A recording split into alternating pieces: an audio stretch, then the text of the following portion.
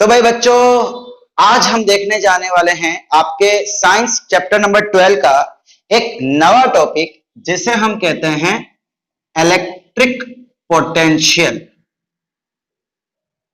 भाई क्या होता है ये इलेक्ट्रिक पोटेंशियल?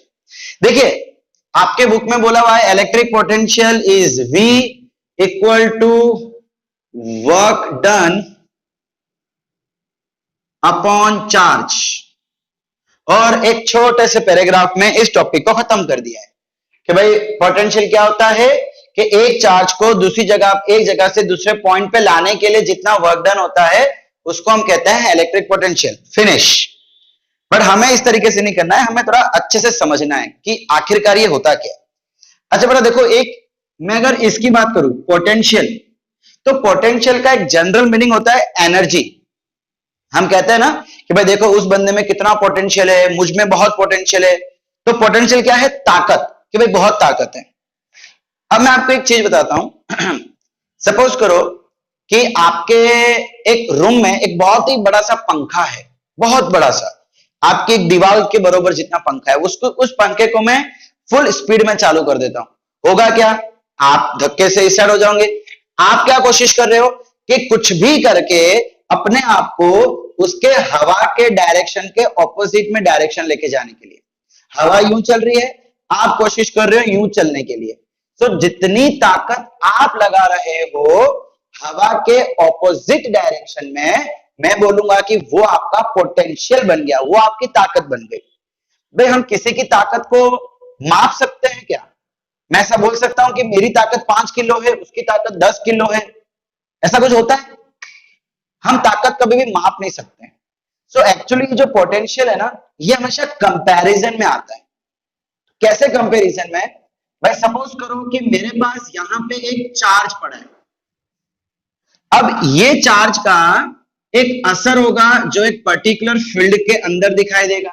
भाई जैसे मैग्नेट होता है, मैग्नेट के मैं नजदीक लेके आऊंगा तो वो चिपकेगा, दूर लेके जाऊंगा तो कोई फर्क ही नहीं होगा।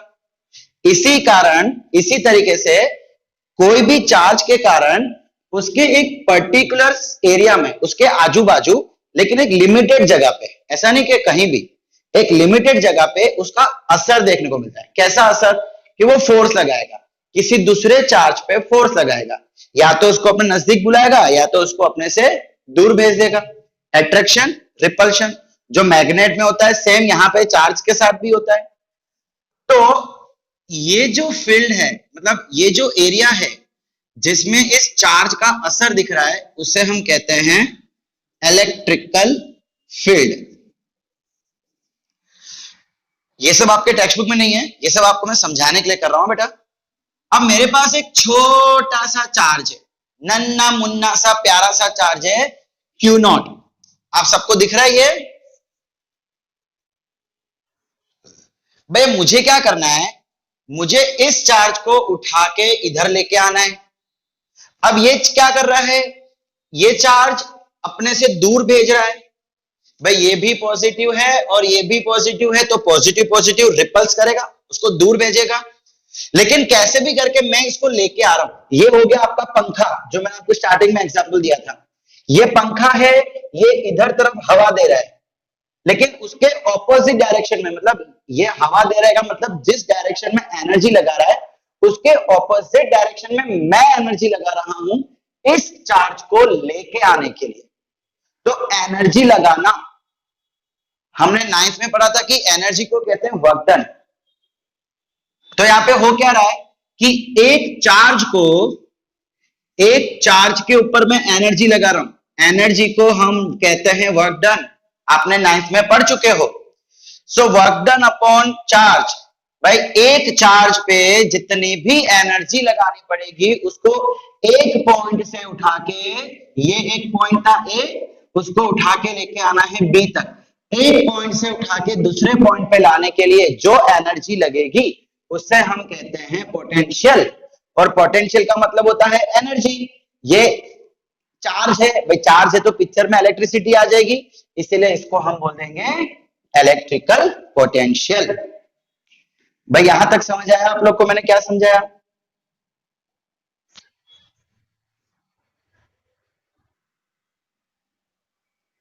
भाई तो अगर मैं इसकी डेफिनेशन की बात करूं, आपको एग्जाम में तो डेफिनेशन ही आती है, what is electrical potential. So definition क्या हो जाएगी, दी वर्क डन। देखो फॉर्मूला के ऊपर से डेफिनेशन बनाना है। अगर मैं चार्ज को 1 ले लूं, 1 कूलम ले लूं, सो ये और ये इक्वल आ जाएगा। सो हम क्या बोलेंगे, the work done on the unit charge. Unit charge, unit का मतलब 1, जब मैं यहां पे 1 रखूंगा तो दोनों इक्वल हो जाएंगे, सो पोटेंशियल वर्क डन के बराबर हो जाएगा। अब वर्क डन कब हुआ, जब मैं उसको वहां से यहां लेके आया, तो मैं क्या बोलूंगा, work done on the unit charge, या work done the amount of work done. ठीक है, थोड़ा और अच्छे से बोल लेते, the amount of work done to move a unit charge from one point to another point is called potential। तो ये इसकी डेफिनेशन हो गई। अब बेटा इसकी यूनिट हो जाती है वोल्ट, VOLT वोल्ट, और वोल्ट को डिनोट किया जाता है कैपिटल Q से। वोल्ट को डिनोट किया जाएगा कैपिटल Q से। ठीक है, अब लेकिन बच्चा पोटेंशियल तो समझ गए, V इसका व्हाट वी से यूनिट होता है V, कैपिटल V, वोल्ट। अच्छा भाई, पोटेंशियल से ज्यादा हमारे लिए जरूरी है पोटेंशियल डिफरेंस। भाई इसकी डेफिनेशन की टेंशन मत लो, आपके नोट्स में दी हुई है, सो डोंट वरी बेटा। एक्चुअली पोटेंशियल से कई ज्यादा जरूरी है हमारे लिए पोटेंशियल डिफरेंस। क्यों जरूरी है, पहले तो हम ये पढ़ते हैं कि ये पोटेंशियल डिफरेंस होता क्या है। चलिए सपोज करो कि मैं एक वायर ले लेता हूं, वायर ए और ये बी, एंड पॉइंट है, एंड पॉइंट बी। अब यहां पे इलेक्ट्रॉन है। भाई हमने लास्ट टाइम देखा था कि करंट बनेगा, करंट कब बनता है, जब इलेक्ट्रॉन चलता है। अब इलेक्ट्रॉन को चलाना है, तो ऐसा तो है नहीं कि मैं ओम बूम स्वाहा कर दूंगा तो अपने आप चलेगा। भाई उसको एनर्जी चाहिए। हमने क्या देखा कि मैं चार्ज को लेके आऊंगा। एक्चुअली मैं लेके आऊंगा का मतलब है कि मुझे कुछ ऐसा करना पड़ेगा जिसके वजह से चार्ज एक जगह से दूसरी जगह पे आवे। क्या करना पड़ेगा, उसके लिए मुझे देनी पड़ेगी इसको एनर्जी। कौन सी एनर्जी, चाहे वो हीट एनर्जी हो, चाहे वो लाइट एनर्जी हो। लाइट मतलब सनलाइट। यस, अभी भी कट रही है।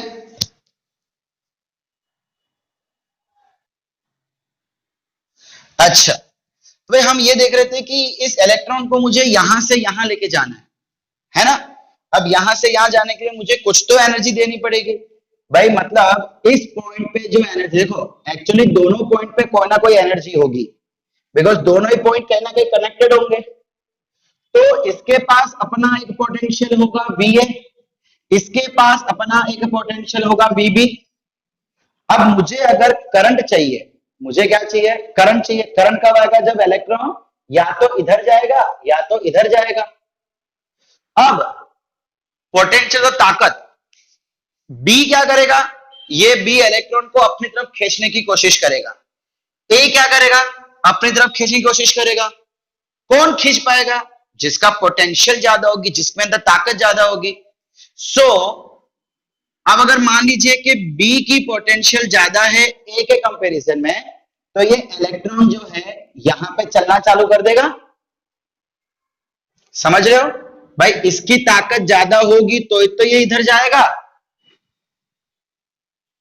भाई तो हम ये देख रहे थे कि अगर दोनों का पोटेंशियल सेम होगा, दोनों सेम तरीके से खींचेंगे, तो ये तो कहीं भी चलेगा ही नहीं, ये चलेगा नहीं। तो नहीं, ऐसा जरूरी नहीं है। ना ना ना ना, जिसके क्लोज होगा उसके जरूरी उसके पास जाएगा, ऐसा नहीं है। भैया ये सेंटर पे भी तो हो सकता है, ये तो मैंने ऐसे यहां ड्रॉ कर लिया। अगर ये सेंटर पे होगा तो भाई जिसकी पोटेंशियल ज्यादा होगी, जिसकी पोटेंशियल ज्यादा होगी उसके तरफ चला जाएगा। अगर दोनों की सेम, तो ये ना ही इधर जाएगा ना ही यहां जाएगा। अगर ये जाएगा नहीं, फ्लो नहीं होगा, तो करंट प्रोड्यूस होगा नहीं।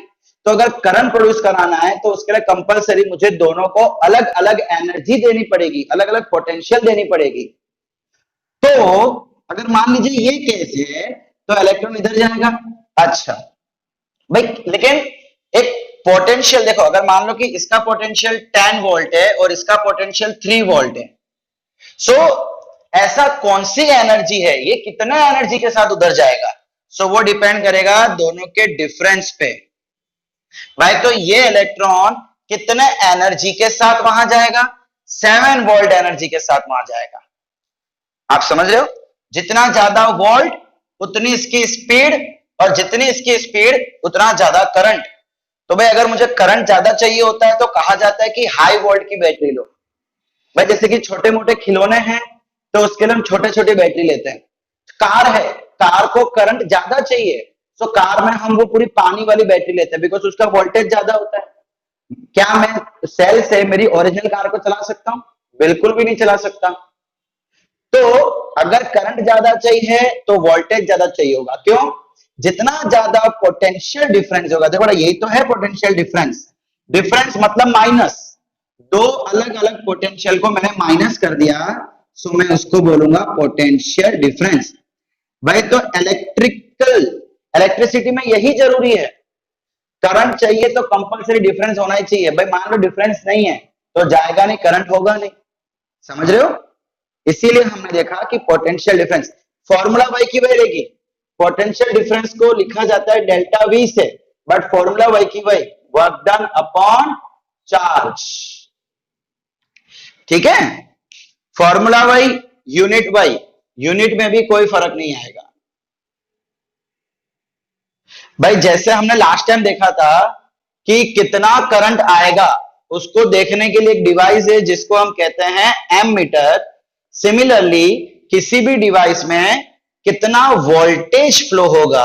अरे यार ये वोल्टेज क्या है? सो बच्चा लोग, voltage is nothing but the potential difference. ये पोटेंशियल है ना, इलेक्ट्रिकल पोटेंशियल, पोटेंशियल डिफरेंस, इसी का एक दूसरा नाम है वोल्टेज। हम लोग मोस्टली ये नाम ही सुनते हैं। तो भाई इसको कौन चेक करेगा? इसको चेक करेगा वोल्ट मीटर। करंट को एमीटर, वोल्टेज को volt meter.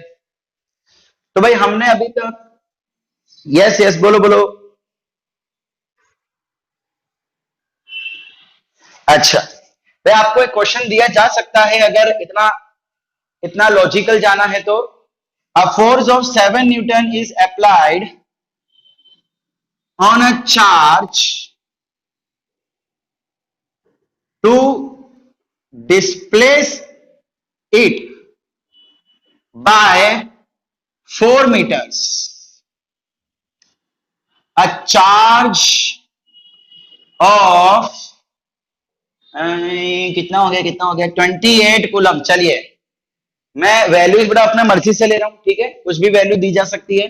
To displace it by 4 metre, find the potential difference. भाई पोटेंशियल डिफरेंस कहता है delta V is equal to work done upon charge. Work done की formula 9th में पढ़ी थी, force into displacement upon charge. आपके पास force, displacement, charge सब कुछ दे रखा है। 7 newton into 4 metre displacement upon 28, तो भाई ये आ जाएगा 1 volt. Okay, potential is equal to 1 volt, simple. No, क्या उस मुन्ना भाई के साथ में जो सर्किट था, उस सर्किट के अंदर क्या क्या लगेला था वो अब हम पढ़ने जा रहे हैं। बोलो, हो रहा है, सब कुछ हो रहा है, टेंशन नहीं लेने का। अच्छा भाई, इलेक्ट्रिकल सर्किट क्या होता है? ये इलेक्ट्रिकल सर्किट, भाई मुन्ना भाई के सर्किट में और इलेक्ट्रिकल के सर्किट में कोई कनेक्शन नहीं है। अच्छा भाई देखो, अब अगर करंट को बहाना है, मुझे करंट चाहिए, तो करंट के लिए इलेक्ट्रॉन चाहिए, मतलब इलेक्ट्रॉन को घूमना पड़ेगा। अब इलेक्ट्रॉन को घूमना है तो भाई वो हवा में तो घूम नहीं सकता ना, उसको कोई रास्ता चाहिए। और उसको रास्ता कौन दे सकता है? एक कंडक्टिंग वायर। सपोज करो कि मैंने बैटरी ले ली, ये बैटरी का सिंबल है, इसको प्लस, जो बड़ा वाला है वो प्लस प्लस होता है, जो छोटा वाला है वो माइनस होता है। अब ये प्लस माइनस फिक्स्ड है। क्यों फिक्स्ड है? भाई किसी साइंटिस्ट को अच्छा लगा, उसको ये रखना था, उसने ये रख दिया। ठीक है, इसमें क्यों नहीं आता कि क्यों बड़े वाले को प्लस लिया, ऐसे ही ले लिया भाई, ठीक है, दिखाने का एक तरीका था, डिसाइड कर ले दिखाने का तरीका, इसमें कोई साइंटिफिक रीजन नहीं है। हम क्या करेंगे, एक वायर को यहां से कनेक्ट कर देंगे। अब ये वायर कंप्लीट होनी चाहिए, कहीं से भी टूटी भी नहीं होनी चाहिए। तो इलेक्ट्रिकल सर्किट की जो मुझे डेफिनेशन देनी है तो मैं बोलूंगा the path through which, actually थोड़ा करेक्शन आएगा, द क्लोज्ड पाथ। भाई सर्किट हमेशा बंद होनी चाहिए, क्लोज होनी चाहिए। अगर सर्किट ओपन हुई तो करंट नहीं बहेगा। बोलो,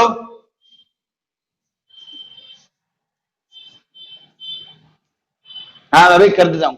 the close path through which current flows is called circuit. Simple सी चीज है, एक ऐसी बंद रास्ता जहां से करंट जा सकता है, जहां से करंट जा सकता है वो है सर्किट।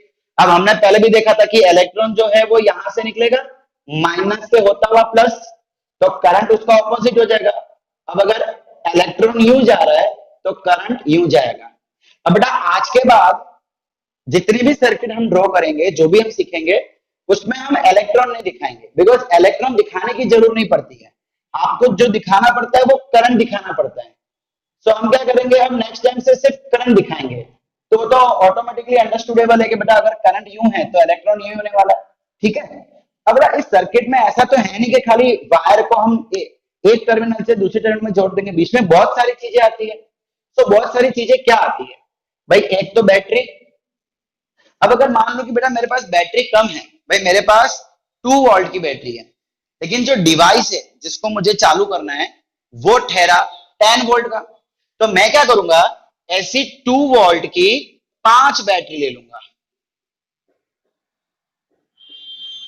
क्या मैंने कर दिया, ये सारी की सारी 2 वोल्ट की बैटरी थी, तो एक का नेगेटिव दूसरे के पॉजिटिव से कनेक्ट करूंगा। कंपलसरी याद रखना, अगर मुझे, मेरे पास बैटरी कम वोल्ट की है लेकिन मुझे रिक्वायरमेंट है ज्यादा की, तो मैं एक बैटरी को दूसरे से कनेक्ट करूंगा, लेकिन कंडीशन, पहले का नेगेटिव दूसरे का positive, negative positive, negative positive, negative positive, positive positive या नेगेटिव नेगेटिव कनेक्ट करोगे तो करंट बहेगा ही नहीं, उसको जो डिफरेंस चाहिए डिफरेंस प्रोड्यूस ही नहीं होगा, इसलिए वो चीज वर्कआउट नहीं करेगी। तो बेटा इसको हम कहते हैं सीरीज ऑफ सेल या सीरीज ऑफ बैटरी। ठीक है, अब उसके बाद भाई आपके घर में या कहीं भी आप जाते हो तो स्विच बोर्ड होता है ना, हम बटन चालू करते हैं बंद करते हैं। सो उस बटन को दिखाने का तरीका होता है ये ब्रैकेट, ये ब्रैकेट मतलब बटन। अब अगर बटन ओपन है, अगर बटन ओपन है, ओपन का मतलब बंद, हम वर्ड यूज करेंगे ओपन, बट ओपन का मतलब होता है क्लोज्ड। भाई जब स्विच बंद होती है तो उसको हम ऐसे दिखाएंगे, लेकिन अगर स्विच चालू है तो हम उसको ऐसे दिखाएंगे, बीच में डॉट कर देंगे, तो इसका मतलब हो जाएगा, इसको हम बोलेंगे क्लोज्ड स्विच। भाई मतलब बटन चालू है, ठीक है, तो अगर मुझे करंट पास कराना है तो मुझे ये सिंबल करना है, अगर मुझे करंट पास नहीं कराना है तो मुझे ये सिंबल करना है, बस बीच में डॉट का फर्क है। अब अगर आप गुजरात बोर्ड की बुक उठा के देखोगे या दूसरी कोई बुक देखोगे या नेट पे देखोगे तो इसको कुछ इस तरीके से दिया जाता है, इसको कहा जाता है की। भाई ये भी तो एक्चुअली की ही है, बटन की, ठीक है, किसी किसी बुक में इस तरीके से दिया जाता है। भाई अगर ये ऊपर है तो ये क्लोज, ओपन है मतलब बटन बंद है, ओपन का मतलब बटन बंद, क्लोज सर्किट ओपन हो गई ना, सर्किट खुल गई तो बटन बंद। अगर बटन चालू है, स्विच ऑन है, देखिए मैं यहां लिख देता हूं, स्विच ऑन है तो वो इस तरीके से दिखाया जाएगा, और अगर ये वाला सिंबल किसी आप दूसरी बुक में देखते हो तो उसको ऐसे दिखाया जाता है, ये जो ऊपर वाला है उसको नीचे लाके चिपका दिया, तो इसका मतलब चालू, इसका मतलब बंद। ठीक है, फिर इसके बाद आता है बेटा वायर कनेक्शन। देखिए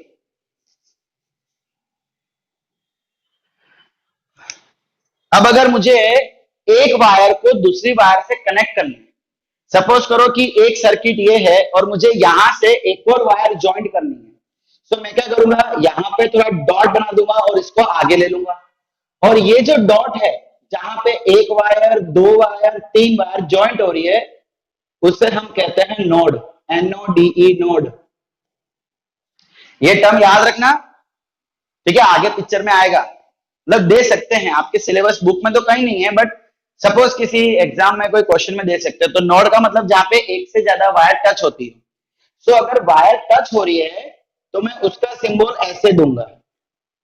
लेकिन अगर मान लो वायर टच नहीं हो रही है, भाई मुझे क्या करना है, मुझे एक वायर यहां से लेनी है लेकिन इसको टच नहीं करना, शॉर्ट सर्किट नहीं करना, तो मैं क्या करूंगा, इसके ऊपर से ऐसे दिखा दूंगा, मतलब ये ऐसा और ये ऐसा।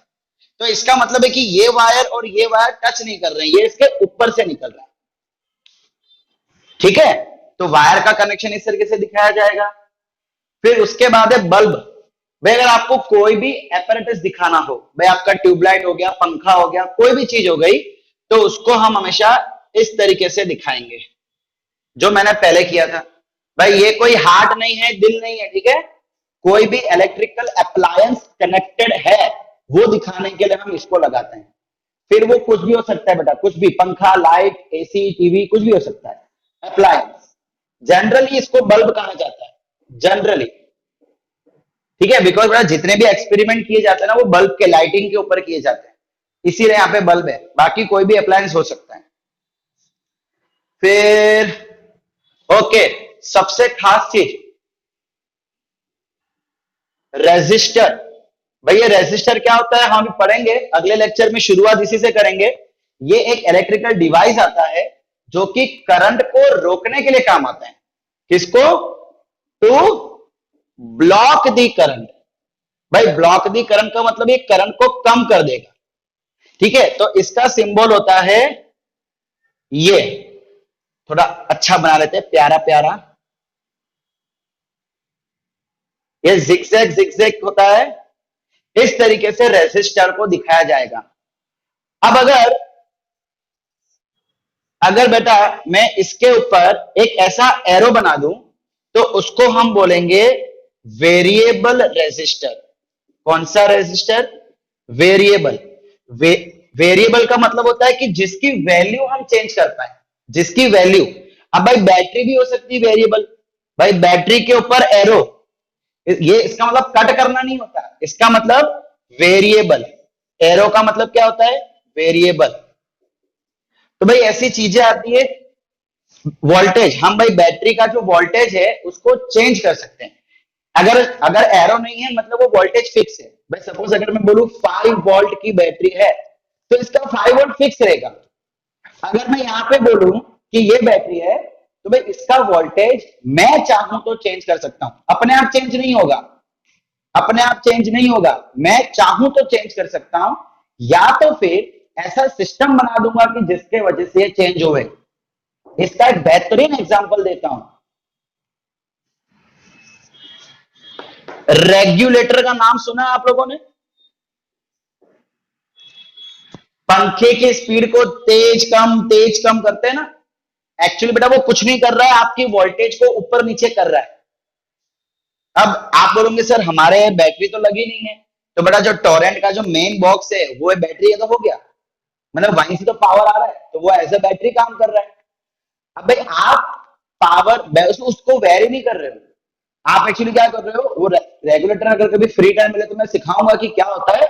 जिंक डायोड से बना होता है, ये तो आपको पता ही नहीं होगा क्या होता है जिंक डायोड, ये चीज से बनाया जाता है रेगुलेटर। हाँ वही डायोड में, सभी डायोड क्या होता है वो तुम्हें कभी फ्री टाइम मिला तो बताऊंगा बेटा, बहुत मजेदार चीजें होती है। डायोड से पहले आपकी सर्किट लंबी लंबी थी, अब बेटा डायोड ढूंढने से पहले आपकी सर्किट बहुत बड़ी बड़ी थी, लेकिन जब से डायोड आ गया तो इतनी बड़ी सर्किट इतनी सी बन के रह गई। ठीक है, यह आपके सिलेबस का पार्ट नहीं है। जिंक डायोड, रेगुलेटर, ये आपके सिलेबस का पार्ट नहीं है, तो खाली समझाने के लिए मैं आपको कह रहा था। ओके भाई, बैटरी, वेरिएबल बैटरी, रेजिस्टर। अच्छा भाई, ये जो वेरिएबल रेजिस्टर है ना, इसका एक और सिंबल है, सिंबल अलग है, क्या है ये, एरो। भाई यहां पे एरो दिखाएंगे अगर इस टाइप से, तो ये भी वेरिएबल हो जाएगा। ठीक है, ये दोनों ही वेरिएबल बैटरी, वेरिएबल रेजिस्टर का सिंबल है। अब आता है ammeter and voltmeter. Ammeter and voltmeter. अच्छा भाई, एमीटर का सिंबल बहुत आसान है, चक्रा बनाओ, ए लिख दो। ये भी बहुत आसान है, चक्रा बनाओ, वी लिख दो। ए बोले तो एमीटर, वी बोले तो वोल्ट मीटर। एक चीज याद रखना, एमीटर, वोल्ट मीटर और रेजिस्टर, इन तीनों के पास कंपलसरी आपको प्लस माइनस लिखना पड़ेगा, बिकॉज इसका एक टर्मिनल प्लस से कनेक्टेड होगा, एक टर्मिनल नेगेटिव से कनेक्टेड होगा। सेम इसका भी, इसका भी। ठीक है, ये सारे सिंबल्स थे, तो ये तो लर्न करना बहुत आसान है। अब दो तीन छोटी छोटी चीजें जो आपके एग्जाम में कई बार 1 मार्क के लिए पूछी जाती है, जरा यहां ध्यान देना। भाई देखो, अगर मुझे ये देखना है, भाई ये मेरी एक सर्किट ले लेता हूं मैं, इस सर्किट में मैं यहां डाल देता हूं एक कोई इलेक्ट्रिकल अप्लायंस, और ये मेरा करंट निकल के जाएगा, पॉजिटिव से नेगेटिव करंट निकलेगा। मुझे चेक करना कि मेरा करंट कितना है, तो मुझे क्या करना पड़ेगा, एमीटर को इसके सीरीज में लगाना पड़ेगा। सीरीज का मतलब है कि इसी के लाइन में, तो मैं क्या करूंगा, यहां पे एक सर्कल बना दूंगा, यहां पे एमीटर कर दूंगा। याद रखो, ammeter is always connected in series, ये हमेशा सीरीज में ही लगाया जाएगा। अब देखो, ये एक टर्मिनल, ये एक टर्मिनल, ये जा रहा है माइनस में तो ये माइनस, ये जा रहा है प्लस में तो ये प्लस। अब मुझे ये चेक करना है कि इसके पास वोल्टेज कितना होगा, पोटेंशियल है ना, इसका अपना खुद का पोटेंशियल होगा, वो कितना होगा। तो भाई मैं उसको इस तरीके से लगा दूंगा, यानी कि क्या हो गया, ये इलेक्ट्रिकल अप्लायंस, उसके पैरेलल में वोल्टेज। तो भाई ये याद रखना कि volt meter is always connected in parallel. हम आगे पढ़ने वाले हैं पैरेलल कनेक्शन, सीरीज कनेक्शन, अभी खाली आपको एक इंफॉर्मेशन दे दी है। वोल्ट मीटर हमेशा हमेशा हमेशा पैरेलल में लगाया जाता है, एम मीटर हमेशा हमेशा हमेशा सीरीज में लगाया जाता है। ये वाला टर्मिनल देखो, ये एक टर्मिनल, ये दूसरा टर्मिनल, ये जा रहा है माइनस के पास तो ये नेगेटिव, ये जा रहा है प्लस के पास तो पॉजिटिव।